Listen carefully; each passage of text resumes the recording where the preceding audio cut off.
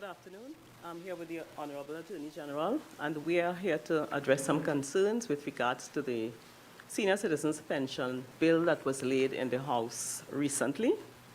And I want to give the assurance to our senior citizens that the government has no intention to interfere with the pension of any senior citizen. In the bill, the eligibility criteria includes income,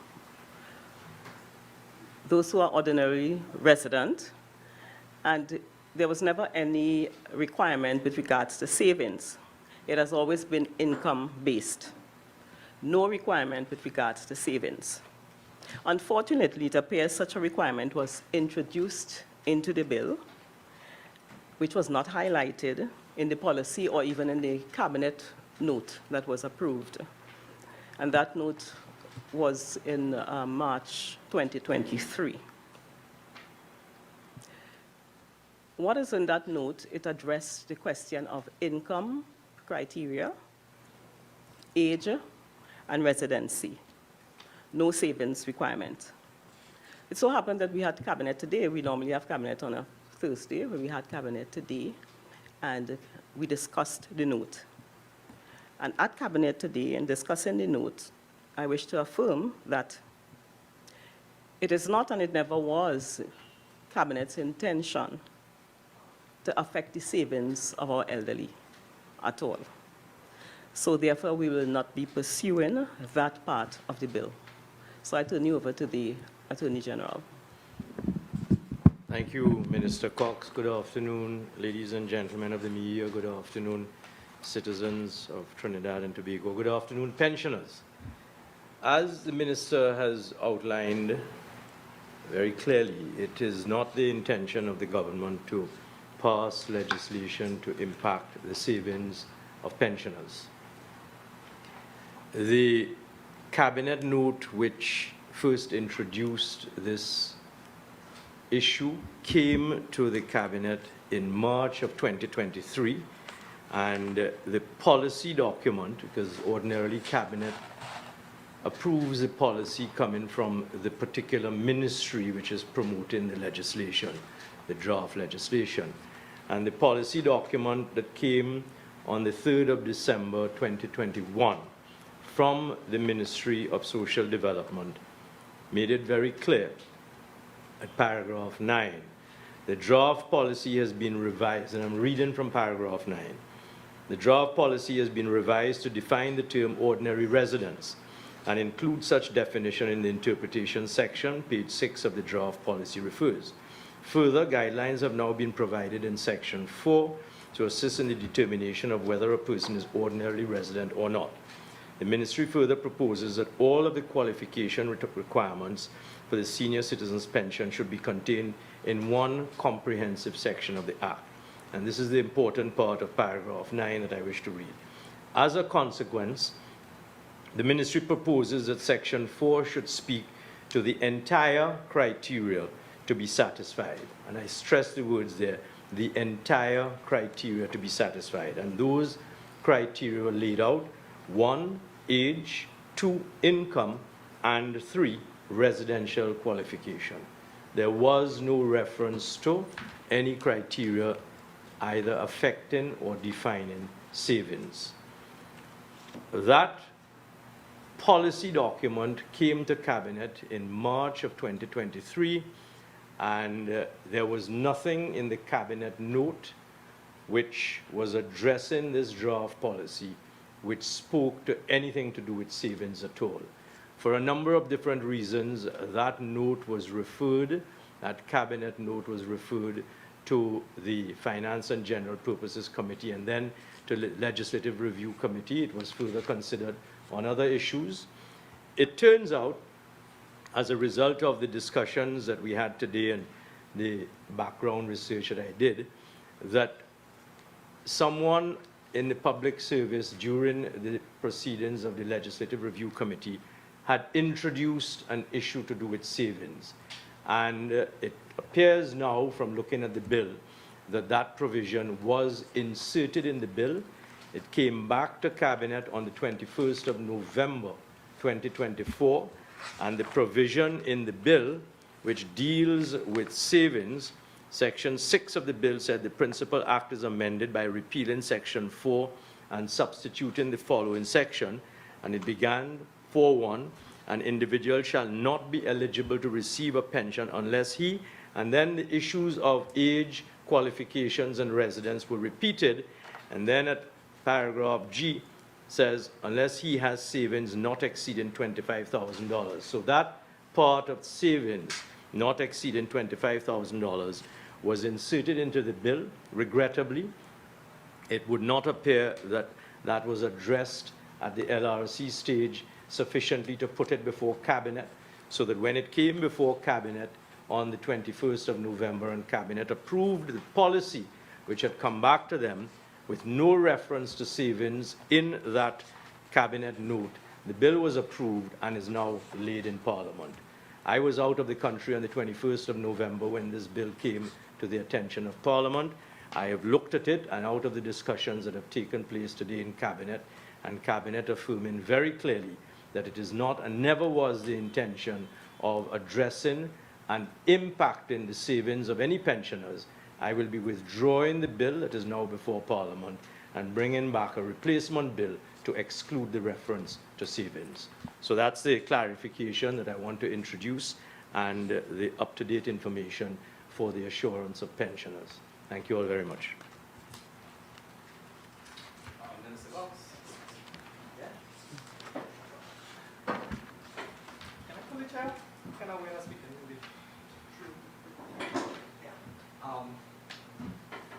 If it was included in error, then I would have contacted you yesterday for some explanation behind the rationale why 25,000, which you defended. Why didn't you dispel it then? Can I take that question before Minister Cox answers? The point is that this having come to my attention and having done the research that informs what I have just said to this media conference today, that informed the considerations that were discussed in Cabinet today, and I had not spoken with Minister Cox yesterday at whatever time you would have called her. But I think you'll remember my concerns when you called me. I was not well. And I told you that what we were going through with regards to the death of our colleagues, and I would speak to you when I am able to. I think, did you remember that? Yeah, I remember, but you gave me an answer to it, so I had to use that answer. I have to ask, it's part of the reason you're withdrawing it from the bill due to the public's reaction to it, which was not necessarily all up in arms about it. Did that factor into your decision now? Are you asking me whether I'm withdrawing the bill because of the public reaction, or you're asserting that? Because I didn't say that. I'm asking you the question.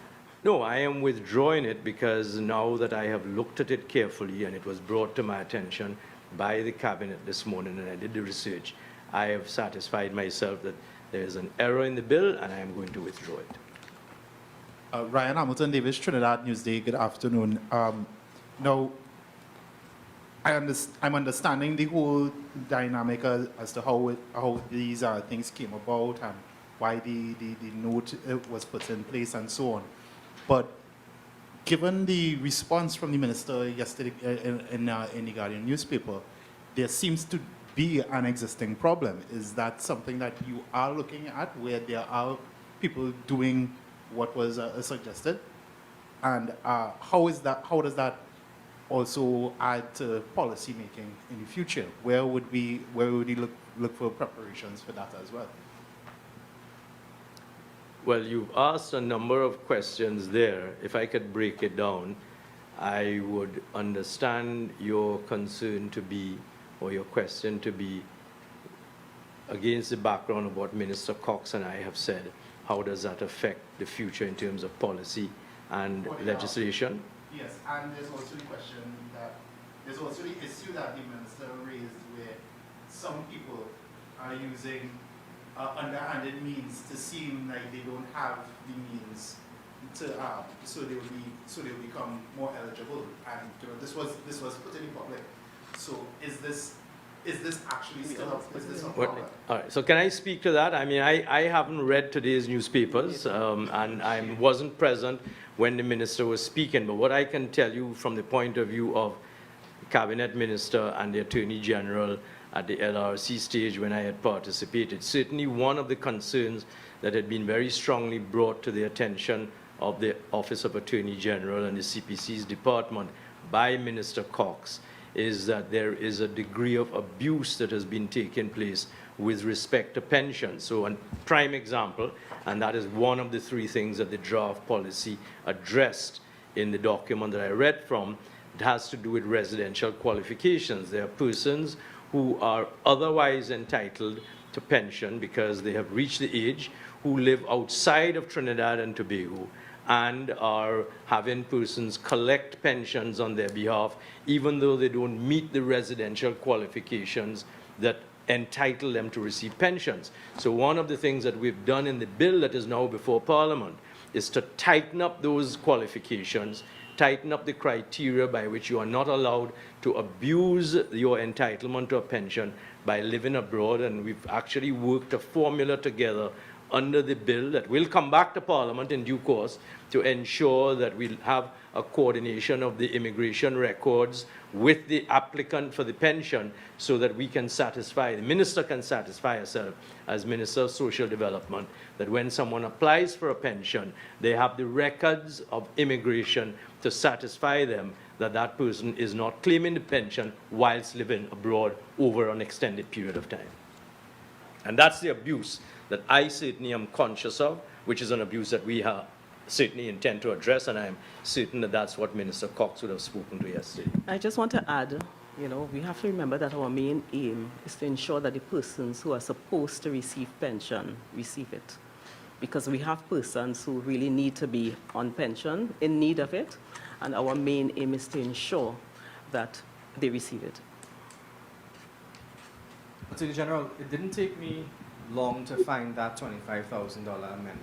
I'm not as versed as you all in probably reading bills. Did you not read the bill before it was laid in Parliament? Is that normal for something like this to happen? Would you not have seen that before it was laid? I read the bill before it was laid in Parliament. As I said, when it was brought to Cabinet on the 21st of November in the final draft that went before Cabinet, I was not in the country. Now that it's come to my attention, I'm addressing it. Is that normal for it to go to Parliament, for it to be laid in Parliament, and you wouldn't have seen what I guess now is the final draft that had that in it? I did not say I did not see it. I said I read the bill, but at the date at which it went to Cabinet, I was not in the country. And it is normal that in the absence of a government minister, government continues. But you would have had someone to fill in for your role, not so? You are appointed an acting Attorney General. Wouldn't the acting Attorney General have to have oversight there? That's correct. But I'm not pointing any fingers. I take responsibility.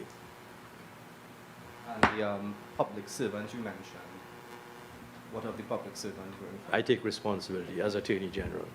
And for that reason, I am withdrawing the bill to bring it back with the part that impacts pensioners whose $25,000 savings have been affected. That has been removed. Any discussion in the future about putting back any cap, maybe a higher cap? Because, in all fairness, when we spoke to the TTRP, they fully understood the reason for a cap. They just didn't agree that threshold should be so low that it should be 25,000. I mean, they couldn't give an answer because they were trying to figure out how you even came up with 25,000. But they agreed with the cap. So any idea going forward into maybe reintroducing it? Because, Minister, you would have given a lot of examples yesterday, and it's in our story, so sorry I didn't read it, about the reason why you all would have introduced the cap in terms of people abusing the system. And I believe the government already spent somewhere around, 4.4 billion, 4.5 billion on the senior citizens grant. So is any consideration going forward to reintroduce a mechanism like that?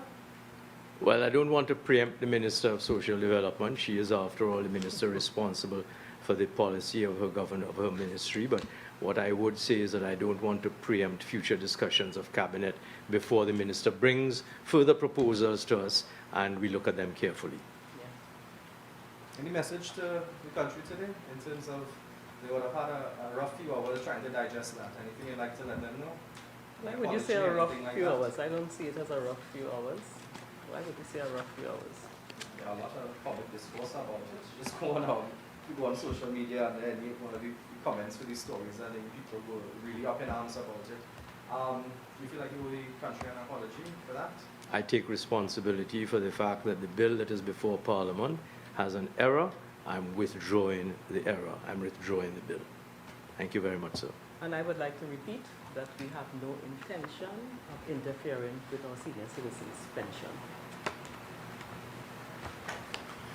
Thank you very much. Thank you very much, ladies and gentlemen of the media. Season's greetings and the very best for the Christmas and the upcoming New Year.